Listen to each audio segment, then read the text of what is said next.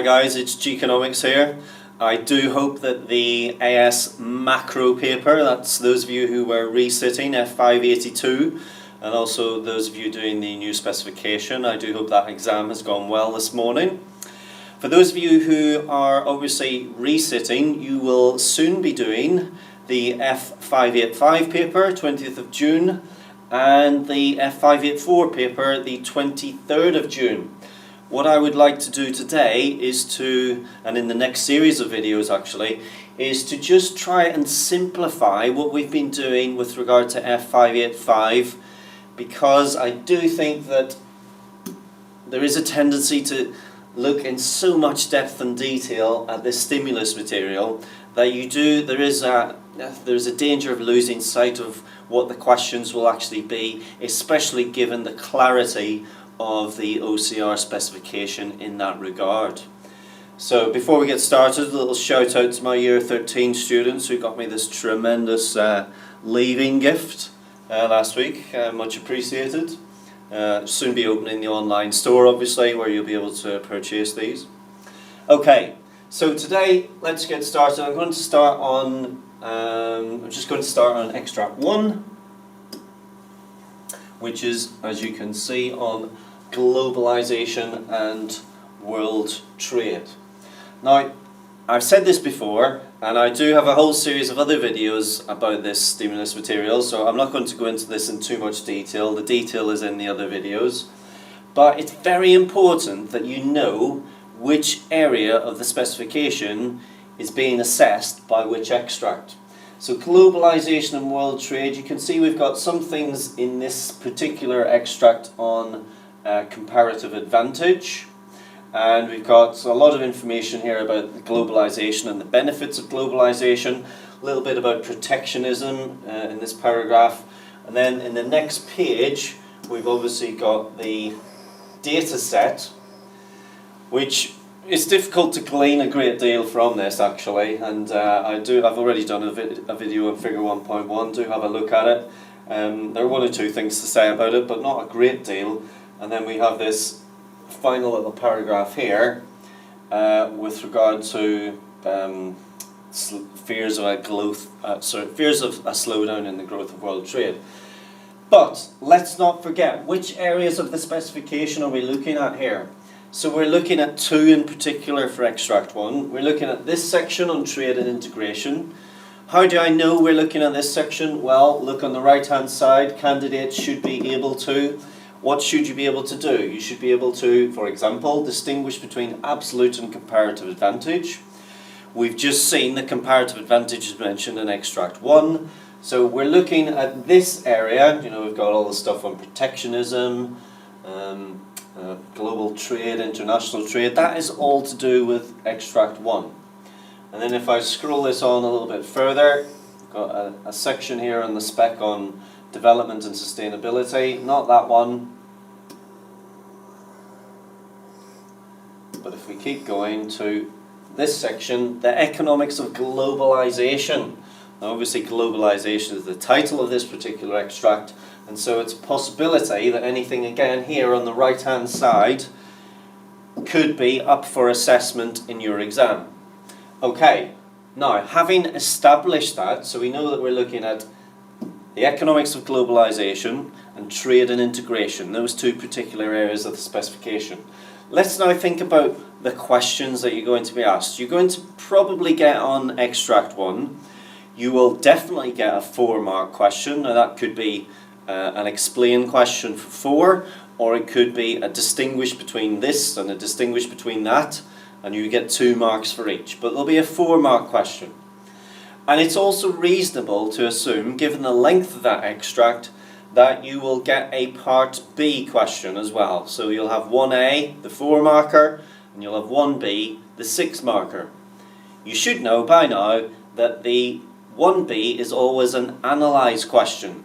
And so when we're looking to question, we're trying to identify what the likely questions will be, we're looking for those keywords such as explain, distinguish between, analyse. Those are the keywords we're looking for in the specification, and then it's simply a matter of trying to apply those to the particular extract that you have in front of you. So let's flick back then to this first section, trade and integration. It's a 4-mark question, ladies and gents.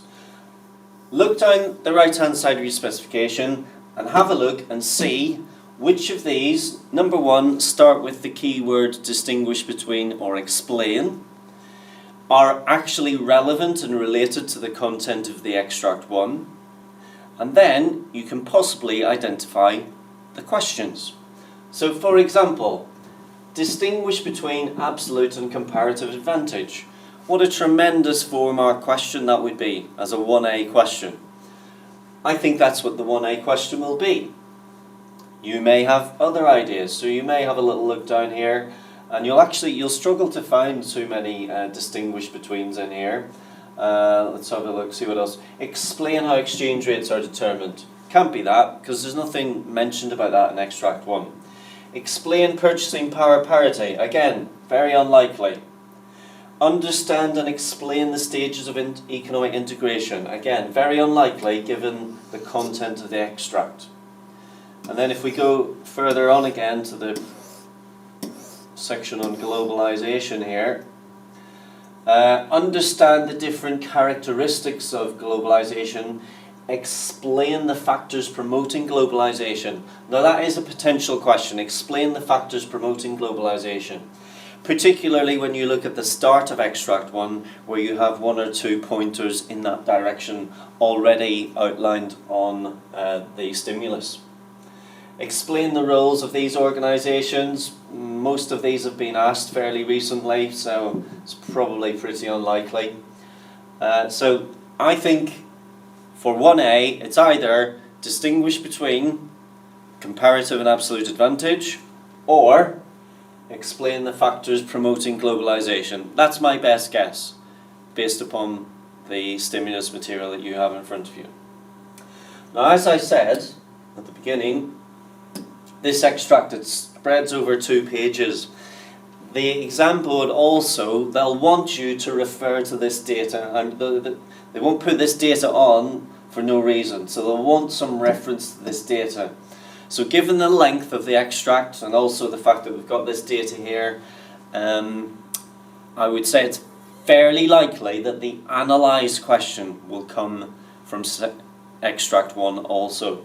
So you'll have a 1A and a 1B. So let's now then have a look back at our specification and see if we can see any analyse points. So here we've got one here. Analyse the influences on the different flows of international finance. Is that likely given what's in extract 1? No, it's not. And you'll see that there are no other points of analyse in there. So let's scroll back then to the previous section on trade and integration and see what we can find here. Okay, bullet number 2, analyse the effects of international trade. Okay, so it mentions in figure 1.1 is all about exports and imports, so that's about trade obviously. It talks about comparative advantage in the extract, so here's maybe a potential question, analyse the effects of international trade. That would be a 6-mark question for 1B. Obviously the question would maybe be more tailored towards the figure and the data, figure 1.1, so it might be analyse the effects of international trade, and then they'll make some reference to figure 1.1 in the question. Analyse the significance of the terms of trade. Well, we know that terms of trade appears in extract 3, so that's probably one worth banking and saving for later, because we will refer to that again. Any other analyse points here? Analyse the causes of imbalances on the balance of payments. Okay, now, if that was extract 2, for example, which is about China and the United States and the current account and so on, that would be perfect, but it's not, it's extract 1 we're looking at. And so there are no other points of analyse there, so it really does simply leave us with this, analyse the effects of international trade. Now those of you, and I'm sure all of you, if you're studying OCR, you'll be using this textbook. If you turn to page 245, you'll see the title there, The Effects of International Trade. And it then goes into the effect on global output, the economies of scale, static and dynamic efficiency gains, all sorts of things. So that's where you want to be looking in terms of your answer for this. And you may be required also, obviously, to give some type of explanation of the law of comparative advantage, maybe using trade ratios and so on. So that's it, ladies and gentlemen. So I think, and I've got these typed out here, I think for question 1A, I'm saying either distinguish between absolute and comparative advantage for 4 marks, or explain the factors promoting globalization for 4 marks, or, sorry, not or, and then on to 1B. With reference to figure 1.1, analyse the effects of international trade for 6 marks. I think they're reasonable given the content of the specification and the content of your syllabus. Anyway, any questions, ping me a message and I'll do my very best to get back to you. And keep subscribing, and bye for now.